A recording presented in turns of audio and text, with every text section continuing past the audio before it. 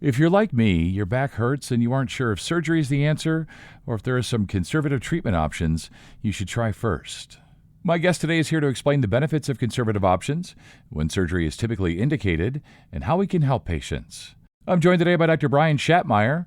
He's a neurosurgeon practicing at Franciscan Health. This is the Franciscan Health Doc Pod. I'm Scott Webb. Doctor, it's great to have you here today. I'm 57 and my back hurts, and so I want to know, when do I need surgery for my spine? And I know a lot of folks are thinking, yes, that's the same question we have. So what are the most common spinal conditions people experience, and how do surgeons determine whether they're surgical or non-surgical? I think that's a great place to start the podcast. And what I would tell you is that the most common problems in the spine we actually see are degenerative conditions. Things like your disc herniations, what we call spinal stenosis, which is where there's tightness around the nerves or the spinal cord itself. It's generally just those more arthritic changes, or that what I would call more of a general wear and tear of the spine itself. Almost everyone will have back or neck pain at some point in their life, really. But the most important thing to know is that, most of these cases do not require surgery themselves.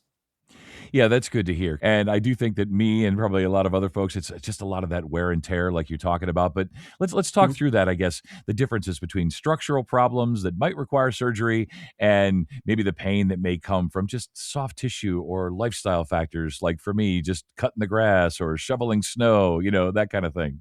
Sure.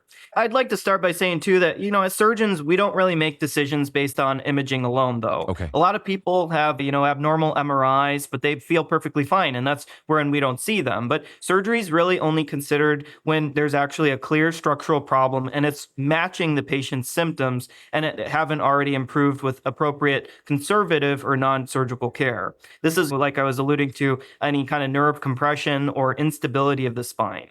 When you get to your question about, what kind of structural spine problems there are, that involves, the physiologic compression of the nerves or the stability of the spine. For example, you might have heard of a disc herniation. The discs, cartilaginous discs that we have, are very closely associated with the nerves. And anytime there is a herniation of that disc, it could either push on a nerve or it could narrow the spinal canal. That could cause the patient to have symptoms that overall, may or may not need surgery. Right. There are other conditions we treat, such as fractures that can cause instability of the spine. But really, most of these problems, I would say, can contribute to arm or leg pain. There can be numbness, tingling, weakness, or even difficulties with walking. And so I'd say that, in contrast to structural problems in the spine, many people have pain that comes from other things, such as the muscles, ligaments, your joints, or even general deconditioning that can cause very real pain and be very limiting, but it doesn't have always a clear surgical solution. And so these kind of cases are usually better treated with certain things such as physical therapy, activity modification, and overall just having time allow the body to heal itself rather than undergo any kind of specific operation on your spine. Right. Yeah, of course, time can be the great healer, provided we have that time, of course. Exactly. I just want to hear from you, get a sense from you. Are there some clear red flags that would suggest that someone really needs spine surgery? There are a few situations where surgery becomes much more urgent. I would say definitely progressive weakness in any extremity, such as your arm or leg, is definitely one urgent indication for surgery. The nerves, they not only innervate our arms and our legs, but they innervate our bladder as well as our bowels. And so certain times there can be a medical condition that's an emergency where we have incontinence. And that would always be something that if a patient knew they had these concerns for spinal stenosis, or they had acute onset or, sudden lower back pain or pain in the shooting in their legs that was associated with weakness or those changes in your bowel or bladder function, then that overall could be a very clear or urgent indication to do surgery. I'd say other things that are red flags, things that we treat are not common, but where there's severe instability of the spines, as I alluded to, from any fractures, infection can spread to the spine, or in certain rare instances, we can also see tumors of the spine that do need surgery. Outside of emergencies, I'd say surgery is most commonly considered when someone has persistent nerve-related problems. Like I said, that radiating arm or leg pain that hasn't improved after a reasonable trial of conservative treatment, and it really still affects their activity or their quality of life, as well as their ability to perform their activities of daily living. Yeah. I'm thinking, doctor, about the decision-making process, right? So ultimately, it comes down to the patient, maybe their family as well. But what's that process like, the decision-making process when a patient is, borderline, the symptoms are serious, but maybe not quite an emergency? How do you kind of work with patients in those instances? It's a good question. And, this is actually one of the most common scenarios that I do see. And, in these cases, surgery is usually more of an elective process, which means that there's time to think through the decision very carefully and think about the risks versus the benefits of the procedure. We like to look at how long the symptoms have been present, as well as, if they're improving or if they're worsening, and how much they, once again, affect the patient's quality of life and whether the conservative treatments have been tried appropriately. It's very much a shared decision-making process, I would say. Yeah. And, my role is to make sure that I explain the risks, benefits, and alternatives very clearly to the patient so they can make that informed decision whether surgery aligns with their goals and their expectations. Yeah, goals and expectations for sure. You had mentioned some of the non-surgical options, physical therapy, injections, or whatever it might be. Maybe you can just go through that a little bit more detail.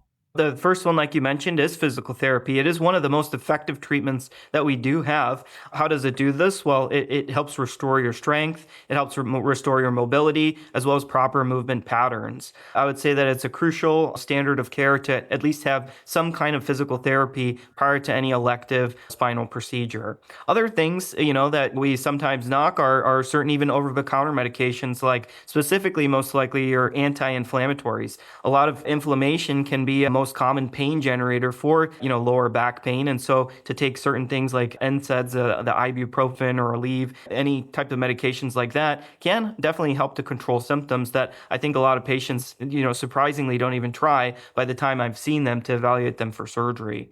In certain cases, though, I would say that targeted injections can reduce that inflammation as well around those irritated nerves and allow the patients to even progress with physical therapy.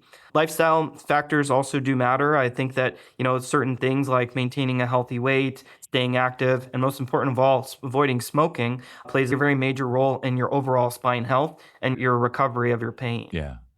Just wondering then, like, how long should we give? What should be our expectations, maybe, when it comes to physical therapy injections, the non-surgical options? How long should we do these things, try these things before we start talking surgery?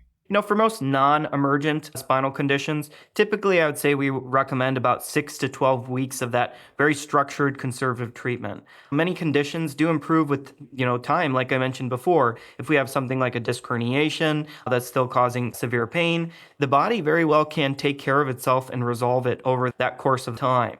That said, it's not a strict rule though. If someone's getting worse, they develop any kind of weakness, they're unable to function despite these conservative treatments, that's when I would consider surgery sooner than later. On the other hand, if their symptoms start to gradually improve, even if it's slow improvement, then I would still consider non-surgical care the right choice for the patient. Okay. Yeah, and again, it's a case-by-case basis. It's about the patient and, as you said, goals, expectations, all of that. So there's a lot to consider and maybe more than we can consider here in a short audio podcast, but doing our best. If you could give doctor listeners one piece of advice about protecting their spine, avoiding unnecessary surgery. I know you mentioned smoking there, but what would it be? Mhm. What I would tell the listeners is I would say stay active and keep your spine strong. Movement is one of the best medicines for spine health.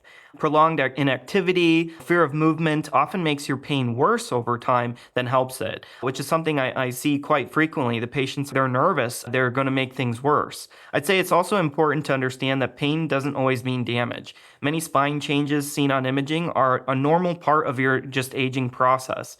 Getting good guidance early can definitely help patients avoid unnecessary procedures and really focus on treatments that actually may help them. Yeah, I guess maybe the obvious way to finish up here today, doctor, is just, if they're struggling, right? They're struggling with back pain and they're not sure what to do. They're not sure what to do next. What would be your recommendations?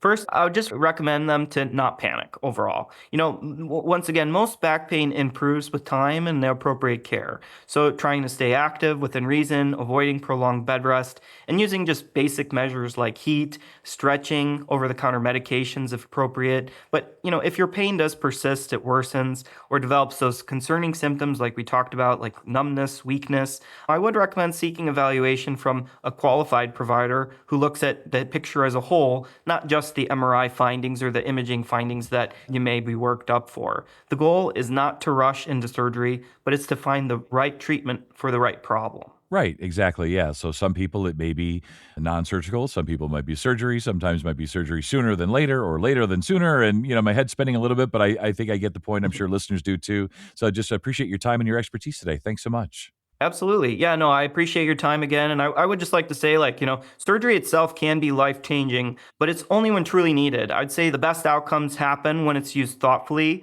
at the right time, and for the right reasons. That's perfect. Thanks again. Thank you very much. Appreciate your time.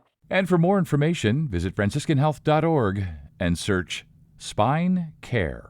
And if you found this podcast helpful, please share it on your social channels and be sure to check out the full podcast library for additional topics of interest. This is the Franciscan Health Doc Pod. I'm Scott Webb. Stay well, and we'll talk again next time.